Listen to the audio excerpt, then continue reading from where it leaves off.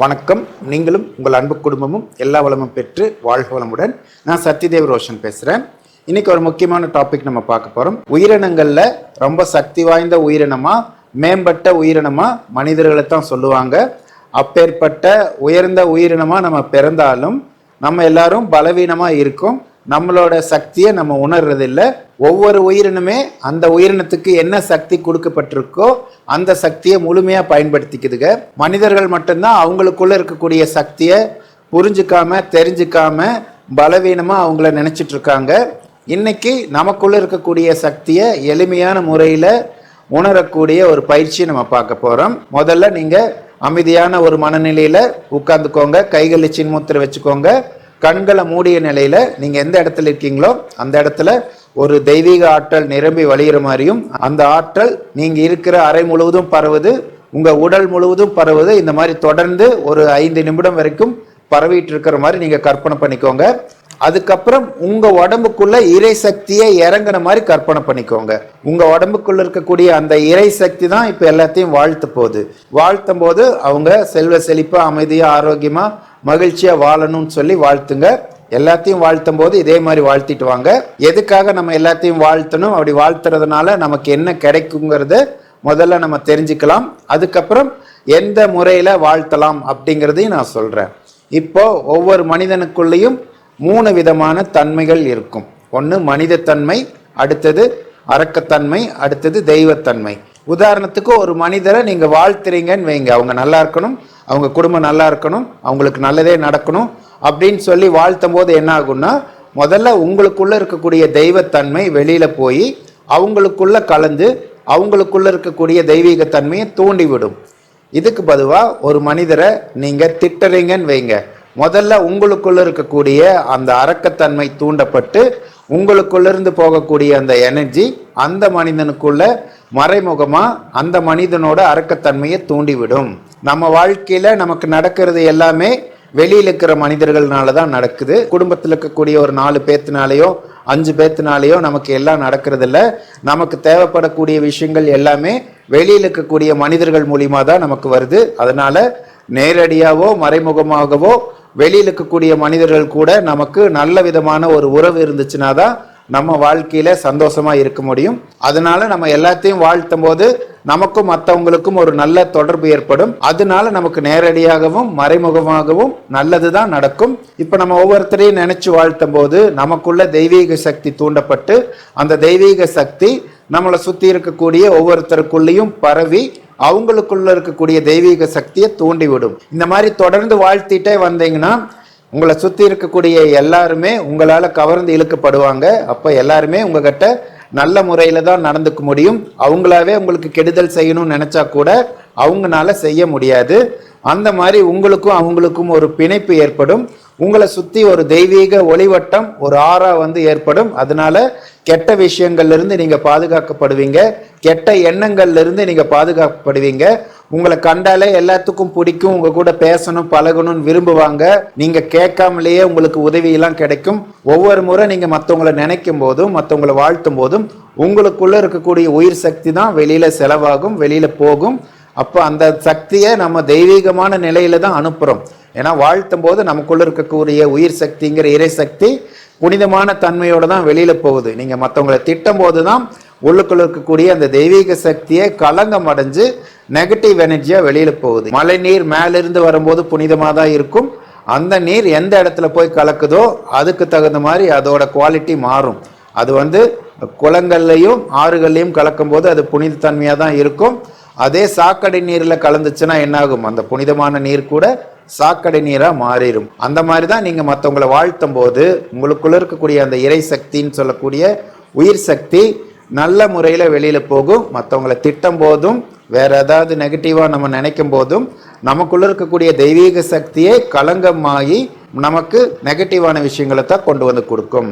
முதல்ல அப்பா அம்மாவை வாழ்த்தணும், அதுக்கப்புறம் உங்களோட வாழ்க்கை துணையை வாழ்த்தணும், உங்களை வாழ்த்தணும், உங்கள் கூட பிறந்தவங்களை வாழ்த்தணும், உங்களோட குழந்தைகளை வாழ்த்தணும், அதுக்கப்புறம் உங்கள் கூட பொருளாதார ரீதியாக தொடர்பில் இருக்கிறவங்களை வாழ்த்தணும், உங்களோட தெருவில் இருக்கிறவங்களை வாழ்த்தணும், உங்களோட மாவட்டத்தில் இருக்கிறவங்களை வாழ்த்தணும், உங்களோட மாநிலத்தில் இருக்கிறவங்களை வாழ்த்தணும், உங்களோட நாட்டில் இருக்கிறவங்களை வாழ்த்தணும், அதுக்கப்புறம் உலகத்தில் இருக்கிற எல்லாத்தையுமே வாழ்த்தணும்.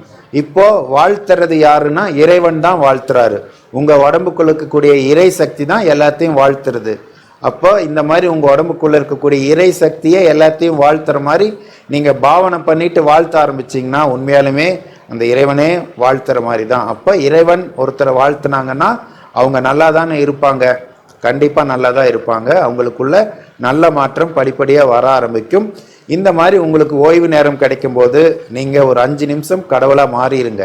உங்கள் உடம்புக்குள்ளே கடவுள் வந்துடுறாரு, அந்த கடவுள் தான் எல்லாத்தையும் வாழ்த்துறாரு. அப்போது நல்லதை நமக்குள்ளே போடும்போது கண்டிப்பாக நல்ல மாற்றங்கள் தான் நமக்குள்ளே வரும். இந்த மாதிரி ஓய்வு நேரம் கிடைக்கும் போதெல்லாம் நீங்கள் மற்றவங்களெல்லாம் இந்த கடவுள் நிலையில இருந்து எல்லாத்தையும் வாழ்த்திட்டு வந்தீங்கன்னா முதல்ல நீங்கள் தான் கடவுளாக மாற ஆரம்பிப்பீங்க. உங்களுக்கு யாரை பார்த்தானாலும் ஒரு அன்பு தான் வெளிப்படும், யார் மேலேயும் கோபம் வராது. எல்லாரும் உங்ககிட்ட அன்பா நடந்துக்க ஆரம்பிப்பாங்க. உங்ககிட்ட எதிரியா நடந்தவங்களும் உங்களுக்கு பிரச்சனை கொடுத்துட்டு இருந்தவங்க கூட உங்ககிட்ட நல்ல முறையில பழக ஆரம்பிப்பாங்க. எல்லாரும் உங்களுக்கு நல்லது தான் செய்வாங்க. இதை தொடர்ந்து பண்ணிட்டு வாங்க. இதுக்கு 2 நாள் தான் கணக்கு கிடையாது. உங்க வாழ்நாள் முழுவதும் இதை கடைபிடிச்சிட்டு வந்தீங்கன்னா உங்களுக்கு எல்லா விதமான நன்மைகளும் கிடைக்கும். இந்த மாதிரியான மனநிலையில தான் எல்லா மகான்களுமே இருப்பாங்க. அவங்களுக்கு ஓய்வு நேரம் கிடைக்கும் போதெல்லாம் எல்லாத்தையும் வாழ்த்திட்டு தான் இருப்பாங்க. அதனால தான் அவங்களுக்கு அந்த தெய்வீக தன்மை வருது. அதனால தான் அவங்கள சுற்றியும் அத்தனை மனிதர்கள் போகிறாங்க. அவங்க பக்கத்தில் போனானாலே நமக்குள்ள ஒரு நல்ல மாற்றம் வருது. அதே மாதிரி தான் எல்லாத்தினாலையும் மகான்களாக மாற முடியும். உண்மையிலேயுமே நம்ம எல்லாருமே இறை சக்தியோட தன்மாற்றம் தான். இந்த பிரபஞ்சத்தில் இருக்கக்கூடிய எல்லா பொருட்களையுமே நம்ம நீக்கிட்டோம்னா கடைசியில் என்ன இருக்கும்? அதுதான் இறை சக்தி. இறை சக்தியை உருவாக்கவும் முடியாது, அழிக்கவும் முடியாது. சாமி யாருன்னு தெரிஞ்சவங்க தான் சாமியார். அப்போ உலகத்தில் எல்லாத்தையுமே நீக்கினதுக்கு அப்புறம் இருக்கக்கூடிய நிரந்தரமான இறை சக்தி தான் தன்மாற்றம் அடைஞ்சு இறை துகளா மாறி விண் சக்தியா மாறி பஞ்சபூதங்களா மாறி ஓர் அறிவிலிருந்து 6 அறிவு வரைக்கும் வந்து மனிதனா தன்மாற்றம் அடைஞ்சிருக்கு. அப்போ நம்மளோட முன்னோர் யாருன்னு கேட்டா இறைவனை தான் நம்ம சொல்லணும். ஏன்னா நம்ம முன்னோர்ல யார் சிறந்தவர்களோ அவங்களைத்தான் நம்ம பெருமையா சொல்லிக்கும். அதனால நம்மளோட முன்னோர் யாரு, நம்மளோட தாத்தா யாருன்னா இறைவனைத்தான் நம்ம சொல்லணும். அதுக்கப்புறம் விலங்கினங்கள் மூலியமா தன்மாற்றம் அடைஞ்சு வரும்போது அந்த விலங்கின பதிவுகள்லாம் நமக்குள்ள வந்து நம்மளை நெகட்டிவா இயக்கிட்டு இருக்கு. நம்ம எல்லாருமே நம்மளோட மனசுல இருக்கக்கூடிய தீய எண்ணங்களை அழிச்சு எல்லாத்துக்கிட்டையும் அன்பாவும் ஆதரவாகவும் கருணையோடையும் நம்ம நடக்க நமக்குள்ள இருக்கக்கூடிய அந்த விலங்கின பதிவுலாம் மறைஞ்சு தெய்வ பண்பு வெளிப்பட ஆரம்பிக்கும். எல்லாருமே நமக்குள்ள இருக்கிற சக்தியை உணர ஆரம்பிக்கலாம். உலகத்தில் இருக்கக்கூடிய எல்லா பொருட்களுக்கும் மூலப்பொருள் இறை சக்தி தான். அந்த இறை சக்தி தான் எல்லாத்துக்குள்ள இருந்தும் வெளிப்பட்டிருக்கு. நம்ம பேசும்போதும் கேட்கும் போதும் பார்க்கும் போதும் எல்லா விதமான செயல்களிலும் வெளிப்படுவது இறை சக்தி தான். எல்லா பொருட்களுக்குள்ளுமே இருக்கிறது வந்து இறை சக்தி தான். ஏற்கனவே சொன்ன மாதிரி மழை நீர் மேலிருந்து வரும்போது புனிதமாக தான் இருக்கும். அது எங்கே போய் சேருதோ அதுக்கு தகுந்த மாதிரி அதோட தன்மை மாறுபடும். சாக்கடை நீரில் போய் மழை நீர் கலந்தாலும் அந்த மழை நீர் சாக்கடை நீராக மாறும். நீங்களும் இறை சக்தி தான், எல்லாமே இறை சக்தி தான். அதனால நீங்கள் வந்து உங்களை பலவீனமாக எப்பவுமே நினைக்காதீங்க. நீங்கள் பாசிட்டிவாக நினைக்கும் போது எல்லாத்தையும் வாழ்த்தும் போது நீங்கள் எந்த மாதிரியான மோசமான சூழ்நிலையில் இருந்தாலும் நீங்கள் ஒரு துளி கூட கவலைப்படாதீங்க. ஏன்னா உங்களை சுற்றி இருக்கிறதும் உங்களை உள்ளுக்குள்ளே இருக்கிறதும் உங்களை இயக்கிறதும் எல்லாமே இறை சக்தி தான். இறை சக்தி மேலே மனசு வச்சு நீங்கள் செய்கிறீங்க உங்களுக்கு நடக்குதுன்னு எதுவுமே நினைக்காதீங்க. நீங்கள் சரண்டர் ஆயிருங்க. நீங்கள் ஒரு கருவி தான். அதனால் உங்களுக்குள்ளே இருக்கக்கூடிய நல்ல எண்ணங்களையும் நல்ல செயல்களையும் மட்டும் செஞ்சுட்டு வந்து எல்லாத்தையும் வாழ்த்திட்டு இருந்தீங்கன்னா கண்டிப்பாக உங்களுக்குள்ள நல்ல மாற்றம் வரும். இதில் கர்மா அது இதுன்னு சொல்லி எதை பற்றியும் பயப்படாதீங்க. பாசிட்டிவாக இருங்க, எல்லாத்தையுமே வாழ்த்துங்க.